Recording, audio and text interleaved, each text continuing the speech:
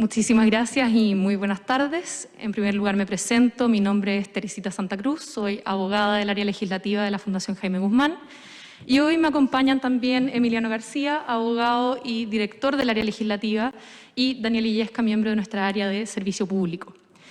Quisiera agradecer a la Comisión por darnos la oportunidad como institución de poder participar de una discusión tan importante que se está dando en el marco de la Convención, especialmente en aquello relativo a la discusión acerca del derecho a la libertad de expresión, garantizado tanto a nivel nacional como internacional y con un profundo desarrollo a nivel de jurisprudencia. A modo de contexto de esta presentación, en primer lugar creo necesario tener presente cómo nuestro ordenamiento constitucional regula la libertad de expresión, garantizando en el artículo 19, número 12 de la Constitución vigente, en los términos de garantizar la libertad de emitir opiniones e informar sin censura previa, por cualquier forma o medio, sin perjuicio de responder por los delitos y abusos que se cometan en el ejercicio de este derecho, lo que deberá estar determinado por una ley de quórum calificado. Esta es una norma de larga data en nuestra historia constitucional que siempre ha contemplado estos tres elementos esenciales. En primer lugar, el resguardo de esta libertad. En segundo lugar, la prohibición tajante de toda forma de censura previa. Y en tercer lugar, el deber de responder por los abusos y delitos que se cometan en el ejercicio de este derecho, lo que deberá ser determinado por ley. La principal innovación que introduce la Constitución vigente es la exigencia de que esta ley sea de quórum calificado. En primer término, es necesario también tener presente que la libertad de emitir opiniones reviste siempre de un carácter eminentemente subjetivo. Quien emite una opinión emite un juicio de valor y no busca sentar verdades objetivas o hechos ciertos. Otro elemento esencial que ha sido reconocido también por el Tribunal Constitucional chileno como elemento de la esencia de este derecho es la prohibición expresa de toda forma de censura previa, entendiendo por tal todo impedimento o una amenaza de dicho impedimento que dificulte la posibilidad de exteriorizar estas opiniones o puntos de vista. Asimismo, el Tribunal Constitucional en su jurisprudencia ha desarrollado la importancia que tiene este derecho en lo que se conoce como el pluralismo y los presupuestos básicos de una sociedad democrática, ya que es por medio de las opiniones que se produce un sano debate entre distintos puntos de vista, lo que es esencial en el entendido de un debate democrático. A nivel internacional también encontramos un desarrollo aún más completo de este derecho y, cabe tener presente también que en virtud del artículo 5º, inciso 2 de la Constitución vigente, los tratados internacionales sobre derechos humanos se entienden plenamente incorporados en nuestro ordenamiento jurídico.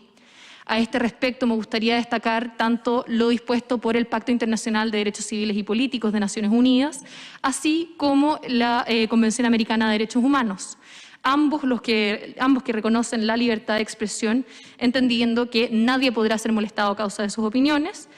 Esta comprende también la libertad de buscar, recibir y difundir informaciones e ideas de toda índole, sin consideración de fronteras, ya sea oralmente, por escrito o en forma impresa o artística, o por cualquier otro procedimiento a su elección.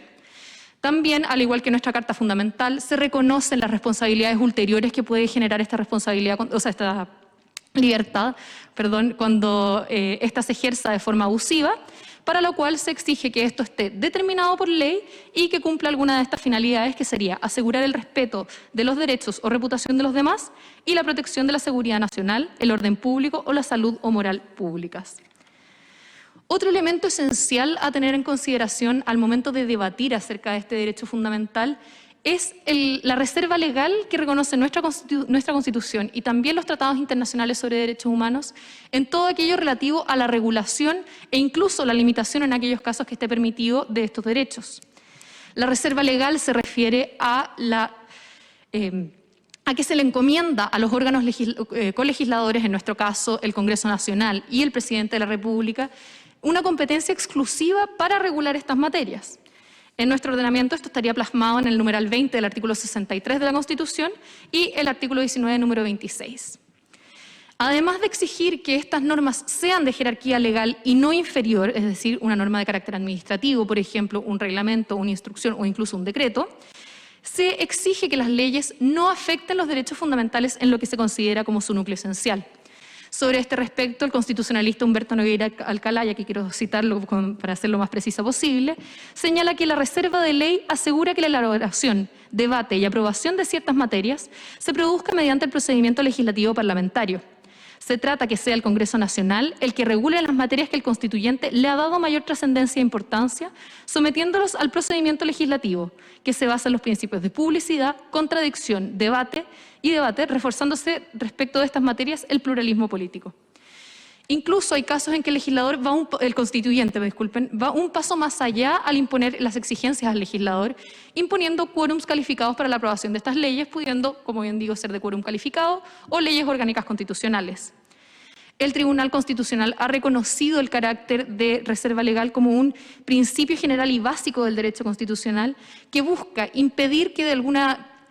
mediante una norma administrativa o una norma de inferior rango se afecte finalmente de forma discrecional, por ejemplo, un derecho fundamental o que éste quede sometido a mayorías circunstanciales dadas, por ejemplo, por la ausencia de determinados integrantes del Congreso Nacional.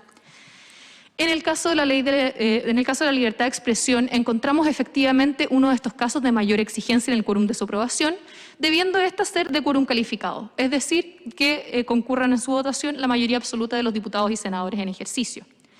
Esto ha sido una práctica sostenida a nivel legislativo en nuestro ordenamiento jurídico, ya sea mediante la determinación de ciertos delitos en la ley de prensa, la ley 19.733, y también en un proyecto de ley que se encuentra aún en trámite en el Senado que sanciona con cárcel a quienes nieguen, justifiquen o minimicen los delitos de lesa humanidad cometidos en Chile, boletín número 8049-17. Recientemente, el año 2020, hubo otro proyecto de ley de idéntica naturaleza, que era el boletín 11.424-17, que fue declarado efectivamente inconstitucional por el Tribunal Constitucional, por cuanto este, en primer lugar, no cumplía con el quórum calificado exigido. En segundo lugar, se estimaba que la indicación en virtud de la cual se introdujo el delito de negacionismo no se enmarcaba dentro de las ideas matrices del proyecto, que era tipificar el delito de incitación directa a la violencia. Y en tercer lugar, porque estimarse que este afectaba el núcleo esencial del derecho a la libertad de expresión. En la minuta que acompaña a la comisión están detallados los considerandos relevantes del fallo. También esta reserva legal es reconocida, como vimos anteriormente, por la Convención Americana de Derechos Humanos y el Pacto Internacional de Derechos Civiles y Políticos, cuyos tribunales o la Comisión Interamericana de Derechos Humanos también han desarrollado un test tripartito para determinar si una limitación a la libertad de expresión es legítima, el cual también ha sido acogido por nuestra jurisprudencia. Con respecto a las limitaciones y responsabilidades ulteriores, cabe recalcar que estas siempre deben ser posteriores a la emisión de cualquier opinión para no constituirse en una forma de censura previa. Asimismo, se recalca la importancia de que estas limitaciones estén dispuestas en la ley, de manera que sea una norma de carácter general y abstracto, conocida y obligatoria para todos, la que establezca estas responsabilidades. Incluso en el plano internacional, en aquellos países donde existe un desarrollo legislativo más profundo de normas sobre democracia protegida o sobre negacionismo, se han establecido ciertas precauciones por parte de los tribunales internacionales y las distintas instancias internacionales de derechos humanos, como el Comité Europeo de Derechos Humanos. Aquí un ejemplo en que se ha planteado esto es el caso Forrisson contra Francia, en que en los votos concordantes con la decisión del comité que optó por ratificar la decisión de los tribunales respecto de la aplicación de una ley de negacionismo, sí hacen ciertas prevenciones que también se detallan en la minuta que se acompaña. Con respecto a la convención y el debate que se ha dado respecto a las normas de negacionismo a nivel reglamentario, creo relevante recalcar una vez más la importancia de la reserva legal en estas materias. Es por esto que no nos parece jurídicamente adecuado que estas normas, sin existir la figura del negacionismo jurídicamente en nuestro ordenamiento, no existe hoy una norma que lo tipifique ni lo sancione, se esté reglamentando esto por vía de una norma de rango inferior al legal, que sería un reglamento para el funcionamiento interno de la comisión. Un minuto. Perfecto. Esto excedería las competencias asignadas expresamente por la Constitución a la Convención, por cuanto ésta no puede ejercer facultades que están encomendadas a otros órganos del Estado, que en este caso serían los órganos colegisladores, además de contravenir el texto expreso de los tratados internacionales ya citados. Ya en honor al tiempo y para concluir, quisiera recalcar la disposición también de la Fundación de aportar en todos aquellos insumos que sean necesarios para complementar esta presentación, además de la minuta que ya les hicimos llegar,